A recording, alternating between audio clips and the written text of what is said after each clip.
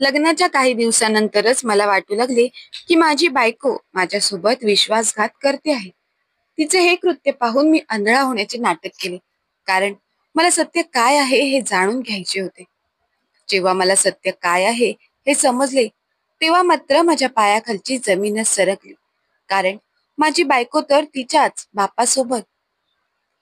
माझे नाव समीर आहे. मी एका मध्यमवर्गीय कुटुंबात लहानाचा मोठा झालो आहे.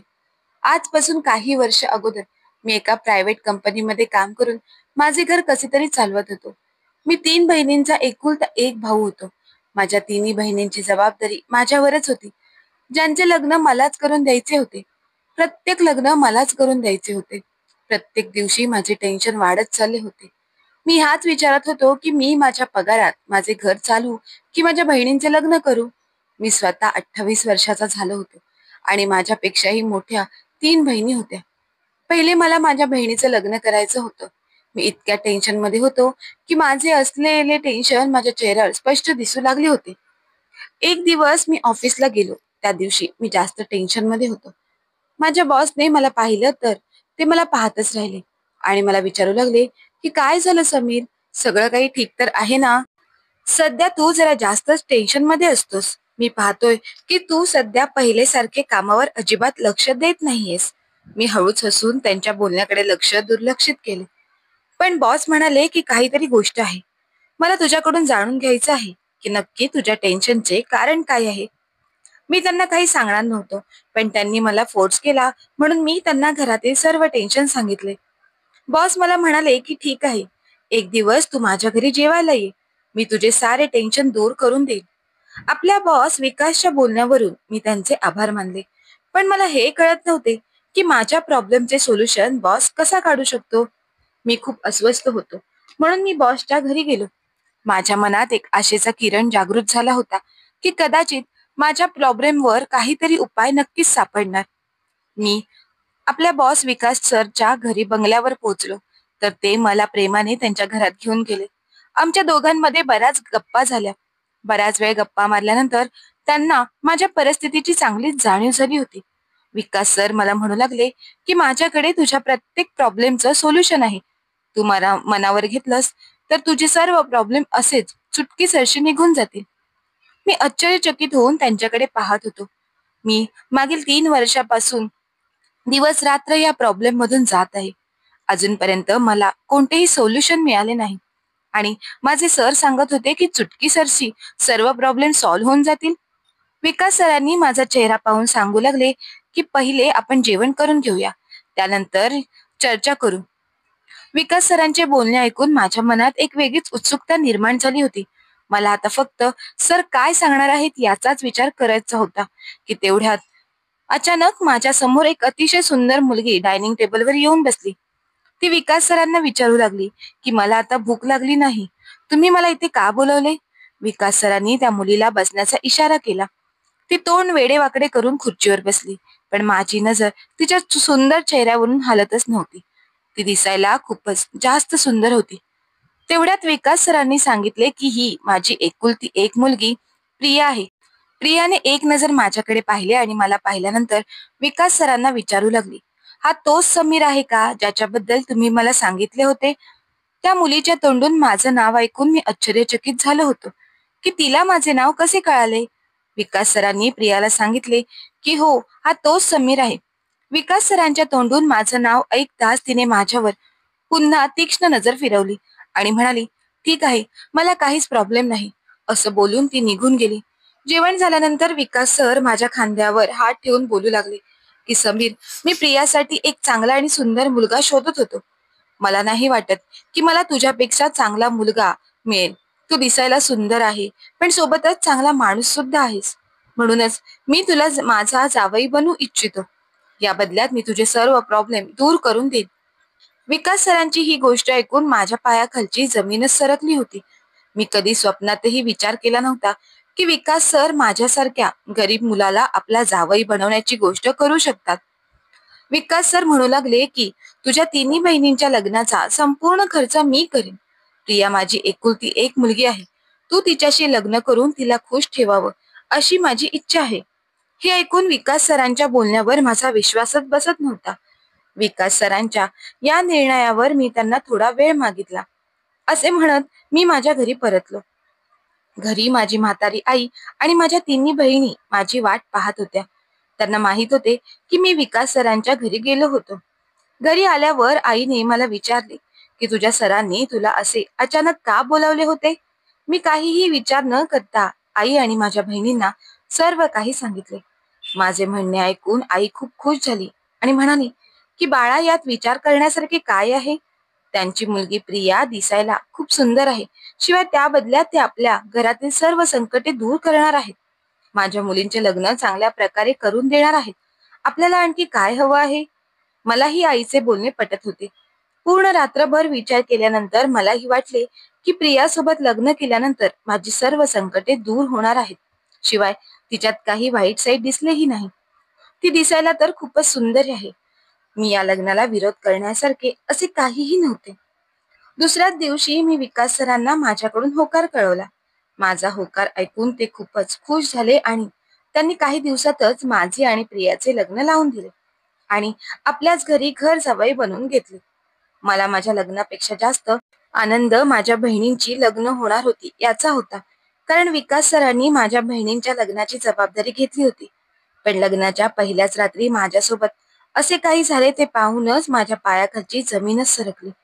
लग्नाच्या पहिल्याच रात्री प्रियाने माझ्यासमोर एक अशी अट ठेवली की कोणताही पुरुष ती अट मान्य करायला तयार होणार नाही. ती म्हणाली की जर तू माझी ही अट मान्य केली नाहीस तर मी तुझ्यासोबत कोणतंही नातं ठेवणार नाही. प्रियाचं बोलणे ऐकून मला आश्चर्य वाटले की लग्नाच्या पहिल्याच रात्री कोणती नवरी आपल्या नवऱ्याशी असे बोलते. प्रियाने माझ्यासमोर अशी अट ठेवली होती जी मला मान्य करणे माझ्यासाठी अशक्य होते. या वादातच पूर्ण रात्र निघून गेली आणि सकाळ झाली. सकाळी जेवणाच्या टेबलवर बसलो होतो तेव्हा विकास सरांनी मला विचारले की सर्व काही ठीक तर आहे ना. मी त्यांना काय सांगणार, बंद खोलीत काय झाले ते, त्यांच्या मुलीने माझ्यासोबत काय केले. मी त्यांचे बोलणे टाळले आणि म्हणालो की सर्व काही ठीक आहे. बोलता बोलता सर म्हणाले की मी तुझ्या बहिणीच्या लग्नासाठी काही जागेवर बोलणं केलं आहे. काही दिवसांनी मी त्यांचे लग्न चांगल्या आणि श्रीमंत परिवारात करून देईन. विकास सरांचे बोलणे ऐकून मला दिलासा मिळाला की किमान माझ्या बहिणीची लग्न चांगल्या घरात होतील. मला काळजी होती ती प्रिया आणि तिने ठेवलेली अट. काही दिवसातच विकास सरांनी माझ्या दोन्ही बहिणींची लग्न एका श्रीमंत आणि मोठ्या परिवारात करून दिली. मला या गोष्टीने दिलासा मिळाला होता की मी माझ्या जीवनात नाही पण माझ्या बहिणी त्यांच्या जीवनात तर खुश आहेत. पण कधी कधी मी माझ्या आयुष्याचा विचार केला तर तुटून जात होतो. शेवटी मी इच्छा नसतानाही काही दिवसांनंतर प्रियाची ती अट मान्य केली. मी विचार केला एकदा ती माझी झाली की मग मी तिला पटवून घेईन. मी प्रियाला सांगितलं की मी तिची अट मान्य केली आहे. हे ऐकून तर ती खूपच जास्त खुश झाली आणि ती रात्र माझ्या जीवनातील सर्वात सुंदर रात्र बनली. पुढील काही दिवसात माझ्या तिसऱ्या बहिणीचेही लग्न झाले आणि माझे वैवाहिक जीवनही चांगले चालू लागले. माझ्या जीवनात सर्व काही चांगले सुरू होते.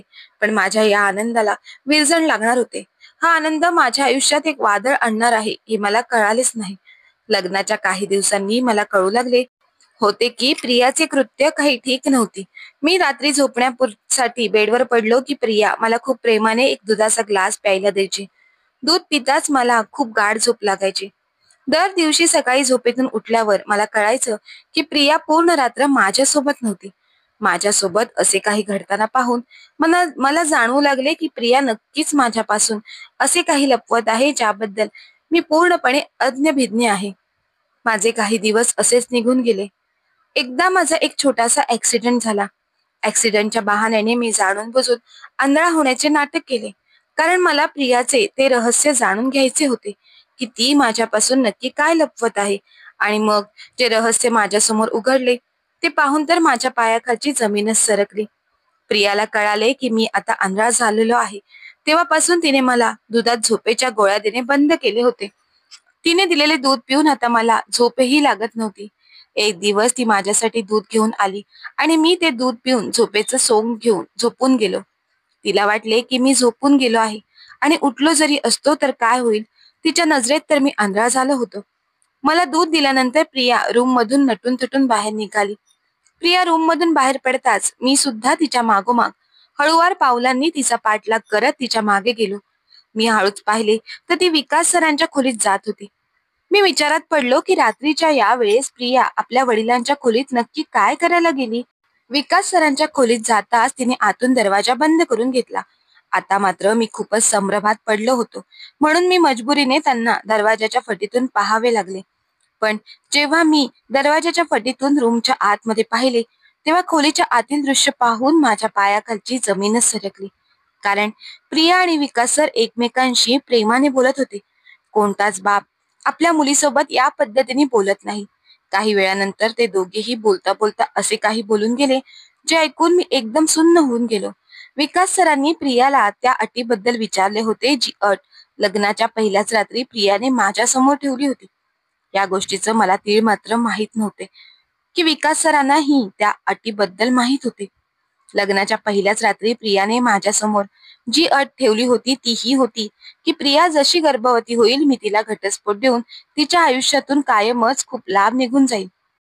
मला तर ती अट मान्य करायची नव्हती, पण मला खूप मजबुरीने ती मान्य करावी लागली होती. मला वाटलं होतं की एकदा का ती माझी झाली की मी तिला प्रेमाने पटवून घेईन. पण मला तर हे अजिबातच माहित नव्हतं की तिचे वडीलही या अटीमध्ये सहभागी आहेत. खूप वेळापासून मी त्या दोघांचे बोलणे ऐकत होतो. मला आता दोघांचे बोलणे सहनशक्तीच्याही पलीकडे गेले होते. मी त्यांचा दार ठोठावला. दरवाजा प्रियाने उघडला. मला दरवाजामध्ये उभा पाहून प्रिया आश्चर्यचकित होऊन मला पाहू लागली आणि मला विचारू लागली की तू इथे काय करत आहेस. मी म्हणालो की मला आता सर्व काही कळाले आहे की तुम्ही दोघं बाप मुलगीमध्ये काय खिचडी शिजवली जात आहे. कारण मी आंधळा नाही, मी आंधळा होण्याचे नाटक केले होते. मी अजून पुढे काही बोलणार इतक्यात माझ्या पाठीमागून विकास सर आले आणि मला सांगू लागले की चला, चांगलेच झाले की तुला खरं काय ते कळले आहे. असेही तुला खरं काय आहे ते सांगण्याची वेळ आलीच आहे, कारण प्रिया गर्भवती आहे. अटीनुसार तुला आता प्रियाला घटस्फोट द्यायचा आहे. मी रागातच म्हणालो की मी असे काहीही करणार नाही. माझ्या या बोलण्यावरून विकास सर म्हणाले की जर तू असे केले नाहीस तर मी तुझ्या तिन्ही बहिणींची लग्न मोडून काढेन. आणि एक सत्य मी तुला आणखीन सांगतो की प्रिया माझी मुलगी नाही तर बायको आहे. मी बाप बनू शकणार नव्हतो आणि प्रियाला दुसऱ्या कोणाच्या मुलाला दत्तक घ्यायचे नव्हते. तिला स्वतःचे मूल पाहिजे होते. म्हणूनच आम्ही तुझ्या मजबुरीचा फायदा घेत प्रियाचं लग्न तुझ्यासोबत लावून दिलं. म्हणून प्रियाने पहिल्याच रात्री तुझ्यासमोर अशी अट ठेवली होती की ती गर्भवती होताच तू तिला घटस्फोट देऊन तिच्या जीवनातून कायमचे दूर निघून जावे. विकास सर आणि प्रियाचे सत्य जाणून घेतल्यानंतर मला खूप मोठा धक्का बसला होता. पण मला मजबुरीने प्रियाला घटस्फोट द्यावा लागला. कारण मी जर घटस्फोट दिला नसता तर विकास सरांनी माझ्या तिन्ही बहिणींचे आयुष्य उद्ध्वस्त केले असते. माझ्या बहिणींसाठी मला हे बलिदान द्यावे लागले. पण म्हणतात ना की जे दुसऱ्यासोबत चुकीचे वागतात ना ते आयुष्यात कधीही सुखी राहत नाहीत. विकास सर आणि प्रियासोबत काहीसे असेच झाले की प्रियाने एका मेलेल्या बाळाला जन्म दिला होता. प्रियाच्या गर्भातून एक मेलेले बाळ जन्माला आले होते. प्रिया आणि विकास सरांनी माझ्यासोबत विश्वासघात तर केलाच, पण ते दोघंही आपल्या आयुष्यात सुखी नाहीयेत. म्हणूनच म्हणतात ना की आपल्या सुखासाठी कोणत्याही व्यक्तीच्या मजबुरीचा फायदा उचलू नये. तर मित्र आणि मैत्रिणींनो, तुम्हाला जर काही गोष्ट आवडली असेल तर गोष्टीला लाईक करा, शेअर करा. धन्यवाद.